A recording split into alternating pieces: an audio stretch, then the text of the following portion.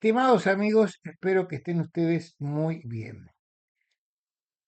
El tema que voy a tocar hoy con ustedes o para ustedes, o compartido con ustedes en realidad, no es muy original, pero acercándose el Día del Padre y a medida que van pasando los años, se van notando más por lo menos en el boxeo argentino, también internacional, esa relación de padres a hijos, que va de diferentes maneras, obviamente.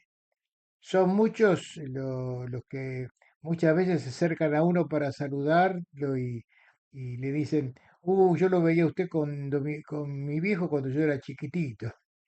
Bueno, los años no pasan en vano, pero esa relación padre-hijo en cuanto a ir a una cancha de fútbol o ir a un festival de boxeo o verlo por televisión, se sigue manteniendo. Y en el boxeo sobre todo me parece que mucho más, que a veces es mucho más tranquilo ver la pelea en televisión y no ir a la cancha, pero esto es otra historia. También es cierto que hay, hablando de historias, muchas que tienen que ver con la herencia en la práctica de padres a hijos. En mi caso, mi papá fue boxeador aficionado, fue entrenador de boxeo en Luna Park, por ejemplo, y luego fue matchmaker de las peleas preliminares y encargado del gimnasio de Luna Park desde el año 1974 hasta que falleció en 1982, siempre firme junto al boxeo. Y de mi generación hay muchos como el doctor Hugo Rodríguez Papini, como Alberto Zacarías, creo que hay apellidos que no hace falta mencionar demasiado porque cualquiera los podría sacar y conocer. Gilberto Jesús Mendoza, que no es argentino, pero que tiene una gran relación como Mauricio Sulaimán con sus padres, cada uno de ellos, y con el boxeo argentino. Pero hay también una camada muy grande hoy por hoy de hijos de boxeadores que forman parte de una familia de boxeadores. Por ejemplo, Karim Cruche, su padre fue boxeador, su madre Roxana Laborde lo fue, y también su abuelo. Así que viene la familia completa. Marcelo, Walter Javier, Karim, ahora campeón argentino de los pesos completos, y uno los ha visto pelear a todos. No tanto a Marcelo, pero sí muy de cerca a Walter. Bueno, por ahí está también Pichu Garay, el hijo de Hugo Garay, que fue campeón olímpico, no, representante olímpico y campeón mundial. Alan Chávez es otro ejemplo de una familia enorme y numerosa que desde Rudecindo Chávez en los 70 para acá ha dado hasta un campeón del mundo interino como la Joya Chávez. La idea no es hacer una lista completa, es ir mencionando nombres para ir acumulando esta historia de padres a hijos, como en el caso de Rosa Gómez, el caso de los Verón, padre e hijos, los Alanís en Rosario, los Bermúdez en Rosario también. eh, no puedo dejar de mencionar a los Matices, que son un montón, y al propio Omar Narváez, que también ahora su hijo está haciendo no solamente sus primeras armas, sino está logrando sus primeros títulos como boxeador profesional. Del pasado tal vez sean menos, pero los hay. Horacio Saldaño y Las Saldaño, las dos hijas boxeadoras, eh, ni hablar de Koji, Látigo Koji y Martincho, y también Jessica, su hija, que en algún momento practicó, o Carlos Capela, que fue un hombre muy importante en el boxeo, un maestro muy conocido, cuyo hijo Carlos Capela trabajó muchísimo tiempo en el Club Atlético Boca Juniors y que además llegó a pelear con Nicolino Loche.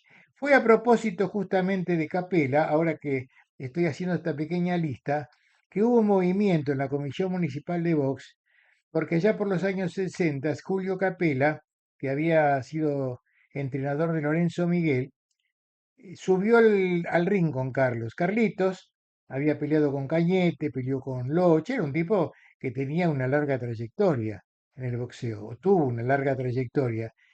Pero en una de esas peleas, Julio, el padre, tuvo una descompensación y hubo un movimiento que finalmente creo que no llegó a prosperar en esto de prohibirle a los padres subir a atender a sus hijos en las esquinas. Cosa que en su momento se vio como una cosa interesante porque hay un factor emocional muy grande que se transmite de padre a hijo, sobre todo cuando el padre tiene que dictaminar si su hijo sigue peleando o no, o exigirle, porque la relación se hace bastante complicada también. A veces el hijo quiere rendir más porque tiene al padre en el rincón, o el padre le exige al hijo más de lo que puede porque él está en el rincón dando las órdenes. De hecho, hace poco estaba viendo una vieja entrevista de nada más ni nada menos que de Maravilla Martínez, hablando de su rival y su victoria más importante, la que logró con Richard Williams en Inglaterra, por el título Ivo, su primer título internacional. Y si bien el padre no estaba en el rincón, logró llegar hasta Inglaterra para ver la pelea. Y cuando Williams lo tiene por el suelo a Maravilla, este cae, se levanta y mira hacia un costado y lo ve al padre. Y dice, en ese momento sentí mucha vergüenza. Fantino le preguntó, ¿por qué vergüenza? Sentí vergüenza porque no podía ser que mi padre me viera en el suelo. Y vio eso como un factor más para endurecerlo y llevarlo finalmente a ganar la pelea. Claro, no estaba en el rincón.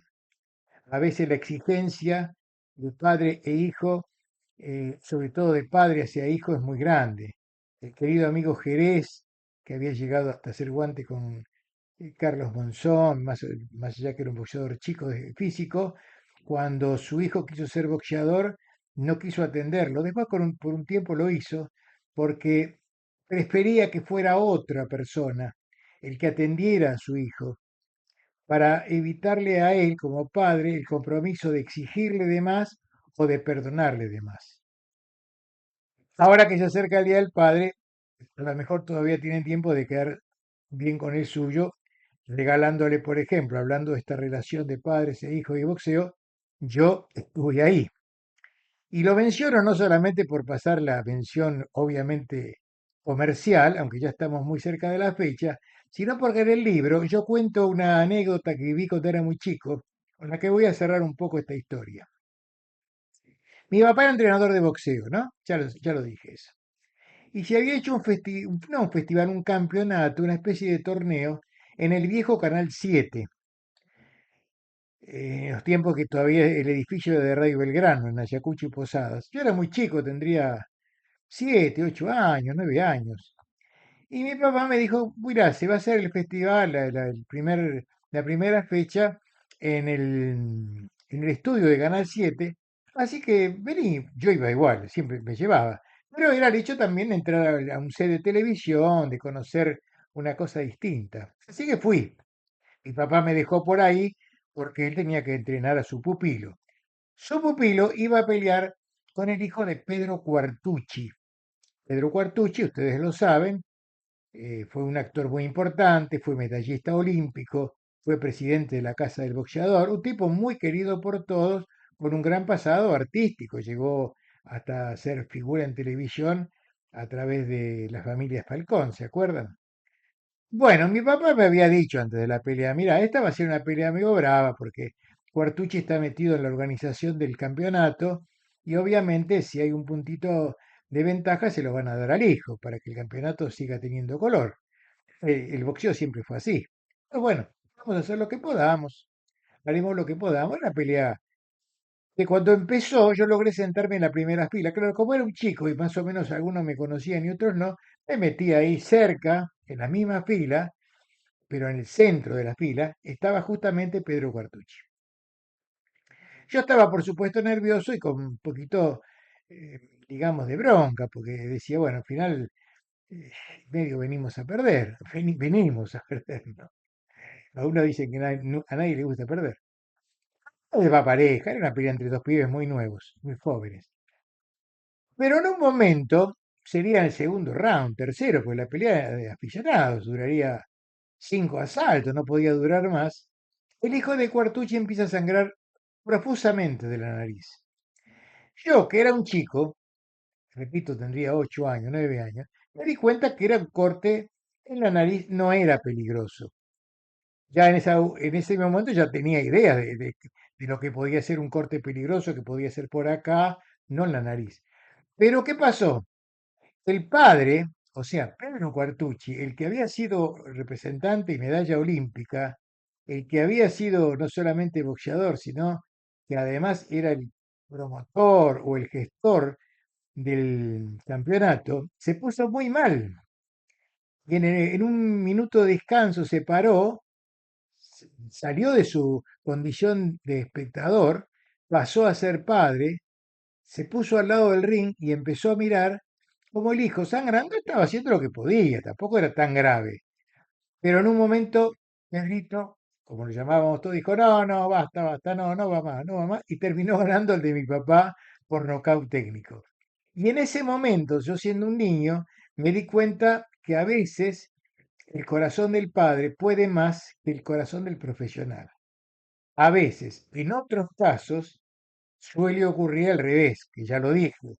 Es tan grande la exigencia del padre hacia el hijo en un rincón que hasta puede ser contraproducente para el hijo o obligarlo al chico, aunque ya no sea tan chico, a querer demostrarle al padre de que él realmente tiene condiciones y que puede ser un campeón.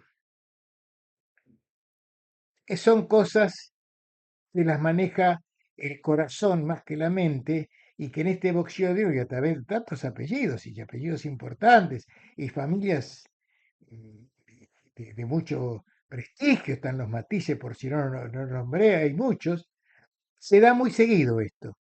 Y así como la relación entre el técnico y el boxeador, muchas veces, muchísimas, es de, casi de padre a hijo, cuando es la propia sangre la que corre, corren también otros factores que a veces hay que saber tener en cuenta, medirlos porque pueden ser a favor, pero también en contra. Y bueno, nada más.